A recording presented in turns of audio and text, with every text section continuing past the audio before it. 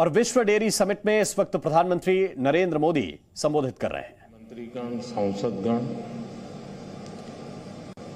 International dairy federation के अध्यक्ष pre बजाले जी, IDF के डीजी कैरोलिन हेमंड जी, यहां उपस्थित अन्य महानुभावी, देवी और सज्जनों, मुझे खुशी है कि आज डेयरी सेक्टर के दुनिया भर के एक्सपर्ट्स और इनोवेटर्स भारत में एकजुट हुए हैं। मैं वर्ल्ड डेयरी समिट में अलग अलग देशों में, अलग अलग देशों से आए हुए सभी महानुभावों का भारत के कोटि कोटि पशुओं की तरफ से, भारत के कोटि कोटि नागरिकों की तरफ। क्या आप मधुमक्खी की खेती करके हर साल 1 करोड़ कमाना चाहते हो? हर साल मधुमक्खी की खेती करके 4 करोड़ कमाने वाले आपको सिखाएंगे। फिर क्यों देरी? फ्रीडम ऐप को अभी डाउनलोड करें। क्या आप मधुमक्खी की खेती करके हर साल 1 करोड़ कमाना चाहते हो? हर साल मधुमक्खी की खेती करके 4 करोड़ कमाने वाले आपको सिखाएंगे। फिर क्यों देरी? फ्रीडम ऐप को अभी डाउनलोड करें। तरफ से, भारत सरकार की तरफ से हृदय से बहुत बहुत स्वागत करता हूं। डेयरी सेक्टर का सामर्थ्य न सिर्फ ग्रामीण अर्थव्यवस्था को गति देता है, बल्कि ये दुनिया भर में करोड़ों लोगों की आजीविका का भी प्रमुख साधन है। मुझे विश्वास है ये समिट आइडियाज, टेक्नोलॉजी, एक्सपर्टाइज और डेयरी सेक्टर से जुड़ी परंपराओं के स्तर पर एक दूसरे की जानकारी बढ़ाने और एक दूसरे से सीखने में बहुत बड़ी भूमिका निभाएगी। साथियों, आज का ये आयोजन ऐसे समय में हो रहा है जब भारत ने अपनी आजादी के 75 वर्ष पूरे किए हैं। ये भी संयोग है कि आज के इस आयोजन से भारत के 75 लाख से ज्यादा डेयरी किसान भी टेक्नोलॉजी के माध्यम से इस कार्यक्रम में हमारे साथ जुड़े हुए हैं। इस तरह की समिट के लिए और उसमें लास्ट माइल बेनिफिशियरी हमारे ऐसे ही किसान भाई बहन होते हैं। मैं वर्ल्ड डेयरी समिट में अपने किसान साथियों का भी स्वागत करता हूं, उनका अभिनंदन करता हूं। साथियों, पशुधन और दूध से जुड़े व्यवसाय भारत की हजारों वर्ष पुरानी संस्कृति का अभिन्न हिस्सा रहा है।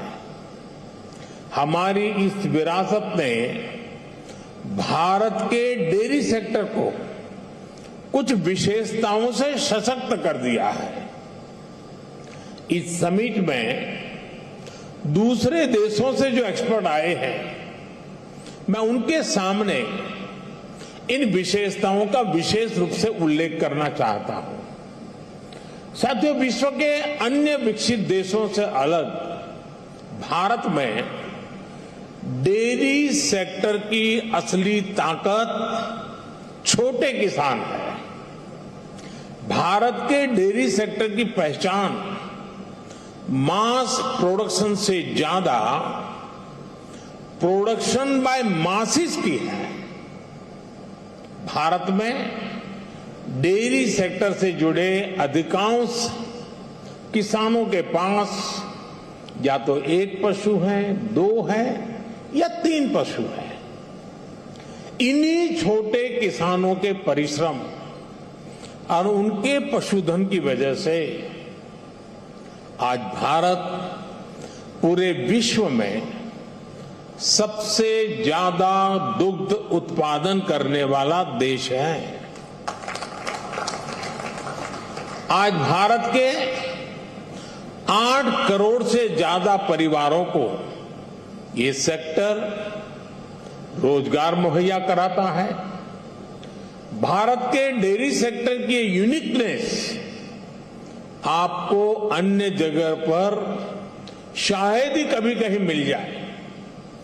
आज वर्ल्ड डेयरी समिट में इसका जिक्र मैं इसलिए भी कर रहा हूं क्योंकि विश्व के अनेक गरीब देशों के किसानों के लिए ये एक बेहतरीन बिजनेस मॉडल बन सकता है।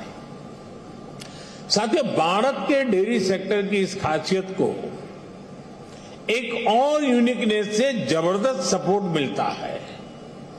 हमारे डेयरी सेक्टर की दूसरी विशेषता है भारत का डेयरी कोऑपरेटिव सिस्टम।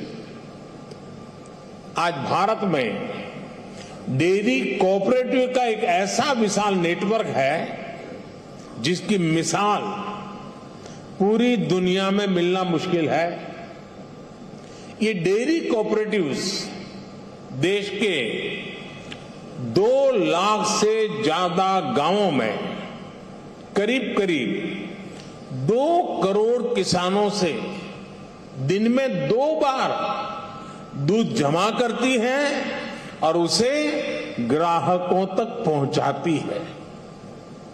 इस पूरी प्रक्रिया में बीच में कोई भी मिडलमैन नहीं होता और ग्राहकों से जो पैसा मिलता है उसका 70% से ज्यादा सीधा किसानों के जेब में ही जाता है। इतना ही नहीं, अगर मैं गुजरात राज्य की बात करूं तो ये सारे पैसे सीधे महिलाओं के बैंक अकाउंट में जाते हैं। पूरे विश्व में इतना ज्यादा रेशियो किसी और देश में नहीं है। अब तो भारत में हो रही डिजिटल क्रांति की वजह से डेयरी सेक्टर में ज्यादातर लेन देन बहुत तेजी गति से होने लगी है। मैं समझता हूं भारत की डेयरी कोऑपरेटिव्स की स्टडी, उनके बारे में जानकारी, डेयरी सेक्टर में डेवलप किया गया डिजिटल पेमेंट सिस्टम दुनिया के बहुत से देशों के किसानों के बहुत काम आ सकता है। इसलिए भारत के डेयरी सेक्टर की एक और बड़ी ताकत है, एक और यूनिकनेस है हमारी इंडिजिनियस स्पीशीज। भारत के पास गायों की, भैंसों की जो स्थानीय ब्रीड है वो कठिन से कठिन मौसम में भी सरवाइव करने के लिए जानी जाती है। मैं आपको गुजरात की बन्नी भैंस का उदाहरण देना चाहूंगा। ये बन्नी भैंस कच्छ के रेगिस्तान और वहां की परिस्थितियों से ऐसी घुल मिल गई है कि देखकर कई बार हैरानी होती है।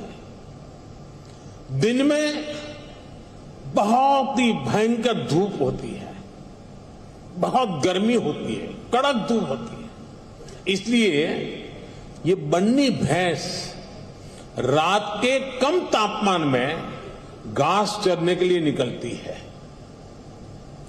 विदेश से आए हमारे साथी ये जानकर के भी चौंक जाएंगे कि उस समय बन्नी भैंस के साथ कोई उसका पालक, उसका किसान उसके साथ नहीं होता है।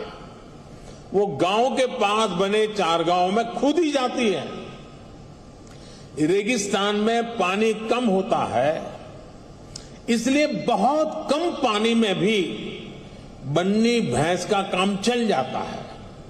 बन्नी भैंस रात में 10-10, 15-15 किलोमीटर दूर जाकर घास चरने के बाद भी सुबह अपने आप खुद घर चली आती है।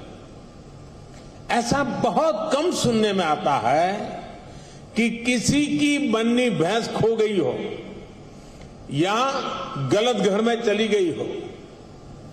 मैंने आपको सिर्फ बन्नी भैंस का ही उदाहरण दिया है, लेकिन भारत में मुर्रा, मेहसाणा, जाफराबादी, नीली रवि, पंढरपुरी जैसी अनेक नस्लें भैंस की आज भी अपने अपने तरीके से विकसित हो रही है। इसी तरह गाय हो, उसमें गिर गाय, साहिवाल, राठी, कांकरेज, थारपारकर, हरियाणा, ऐसी ही कितनी गाय की नस्लें हैं जो भारत के डेयरी सेक्टर को यूनिक बनाती है। भारतीय नस्ल के ज्यादातर पशु क्लाइमेट कंफर्टेबल भी होते हैं और उतने ही एडजस्टिंग भी। साथियों, अभी तक मैंने आपको भारत के डेयरी सेक्टर की 3 यूनिकनेस बताई है जो इसकी पहचान है। छोटे किसानों की शक्ति, कोऑपरेटिव की शक्ति और भारतीय नस्ले पशुओं की शक्ति मिलकर एक अलग ही ताकत बनती है। लेकिन भारत के डेयरी सेक्टर की एक चौथी यूनिकनेस भी है जिसकी उतनी चर्चा नहीं हो पाती, जिसको उतना रिकग्निशन नहीं मिल पाता। विदेश से आए हमारे मेहमान संभवतः ये जानकर के हैरान हो जाएंगे कि भारत के डेयरी सेक्टर में विमेन पावर 70% वर्कफोर्स का प्रतिनिधित्व करती है। भारत के डेयरी सेक्टर की असली कर्णधार विमेन्स हैं, महिलाएं हैं। इतना ही नहीं, भारत के डेयरी कोऑपरेटिव में भी 1/3 से ज्यादा सदस्य महिलाएं ही हैं। आप अंदाजा लगा सकते हैं, भारत में जो डेयरी सेक्टर 8.5 लाख करोड़ रुपए का है, जिसकी वैल्यू धान और गेहूं के कुल प्रोडक्शन से भी ज्यादा है, उसकी ड्राइविंग फोर्स भारत के ग्रामीण क्षेत्र में रहने वाली महिलाएं हैं, हमारी माताएं हैं, हमारी बेटियां हैं। मैं वर्ल्ड डेयरी समिट से जुड़ी सभी महानुभावों से भारत की नारी शक्ति की इस भूमिका को रिकॉग्नाइज करने, इसे विभिन्न वर्ल्ड प्लेटफॉर्म्स पर ले जाने का भी मैं आग्रह करूंगा। साथियों, 2014 के बाद से हमारी सरकार ने भारत के डेयरी सेक्टर के सामर्थ्य को बढ़ाने के लिए निरंतर काम किया है। आज इसका परिणाम मिल्क प्रोडक्शन से लेकर किसानों की बड़ी आय में भी नजर आ रहा है। 2014 में भारत में 146 मिलियन टन दूध का उत्पादन होता था। अब ये बढ़कर 210 मिलियन टन तक पहुंच गया है, यानी करीब करीब 44% की वृद्धि। आज पूरे विश्व में मिल्क प्रोडक्शन 2% की रफ्तार से बढ़ रहा है, जबकि भारत में इसकी रफ्तार 6% से भी ज्यादा है। भारत में दूध की पर कैपिटा अवेलेबिलिटी पूरे विश्व के औसत से कहीं ज्यादा है। बीते 3-4 वर्षों में ही भारत के छोटे किसानों ने बैंक खातों में हमारी सरकार ने करीब 2 लाख करोड़ रुपए सीधे ट्रांसफर किए हैं। इसका बहुत बड़ा हिस्सा डेयरी सेक्टर से जुड़े किसानों के खातों में भी आया है। साथियों, आज हमारा फोकस देश में एक संतुलित डेयरी इकोसिस्टम के निर्माण पर है। एक ऐसा इकोसिस्टम जिसमें हमारा ध्यान दूध और उससे जुड़े उत्पादों की क्वालिटी पर तो है ही, बल्कि दूसरी चुनौतियों के समाधान पर भी है। किसान को अतिरिक्त आय, गरीब का सशक्तिकरण, स्वच्छता, केमिकल फ्री खेती, क्लीन एनर्जी और पशुओं की केयर, ये सभी आपस में जुड़े हुए हैं। यानी हम डेयरी सेक्टर को, पशुपालन को भारत के गांवों में ग्रीन और सस्टेनेबल ग्रोथ का बहुत बड़ा माध्यम बना रहे हैं। राष्ट्रीय गोकुल मिशन, गोवर्धन योजना, डेयरी सेक्टर का डिजिटाइजेशन और पशुओं का यूनिवर्सल वैक्सीनेशन, इसी दिशा में हो रहे प्रयास है। इतना ही नहीं, भारत ने जो सिंगल यूज प्लास्टिक बंद करने का जो अभियान चलाया है, वह एनवायरमेंट की दृष्टि से तो महत्व का है ही, लेकिन जो भी जीव दया में विश्वास करते हैं, जो पशुधन में उसके कल्याण में विश्वास करते हैं, उनको मालूम है कि प्लास्टिक पशुओं के लिए कितना खतरनाक बनता जा रहा है, गाय और भैंस के लिए कितना खतरनाक बनता जा रहा है। उस सिंगल यूज प्लास्टिक को भी बंद करने का, खत्म करने का हमने बहुत लगातार प्रयास आरंभ किया है। साथियों, भारत के डेयरी सेक्टर का जितना बड़ा स्केल है, उसे साइंस के साथ जोड़कर और विस्तार दिया जा रहा है। भारत डेयरी पशुओं का सबसे बड़ा डेटाबेस तैयार कर रहा है। डेयरी सेक्टर से जुड़े हर पशु की टैगिंग हो रही है। आधुनिक टेक्नोलॉजी की मदद से हम पशुओं की बायोमेट्रिक पहचान कर रहे हैं। हमने इसे नाम दिया है पशु आधार। पशु आधार के जरिए पशुओं की डिजिटल आइडेंटिफिकेशन की जा रही है, जिससे उनकी सेहत पर नजर रखने के साथ साथ डेयरी प्रोडक्ट से जुड़े मार्केट को विस्तार देने में मदद मिलेगी। साथियों, आज भारत का बहुत बड़ा फोकस पशुपालन के क्षेत्र में उद्यमशीलता को, एंटरप्राइज को बढ़ावा देने पर भी है। डेयरी सेक्टर से जुड़े छोटे किसानों की ताकत को हम फार्मर प्रोड्यूसर ऑर्गेनाइजेशंस और महिलाओं के सेल्फ हेल्प ग्रुप के माध्यम से एकजुट कर रहे हैं। इनको बड़ी मार्केट फोर्स बना रहे हैं। अपने युवा टैलेंट का उपयोग हम एग्रीकल्चर और डेयरी सेक्टर्स में स्टार्टअप के निर्माण में भी कर रहे हैं।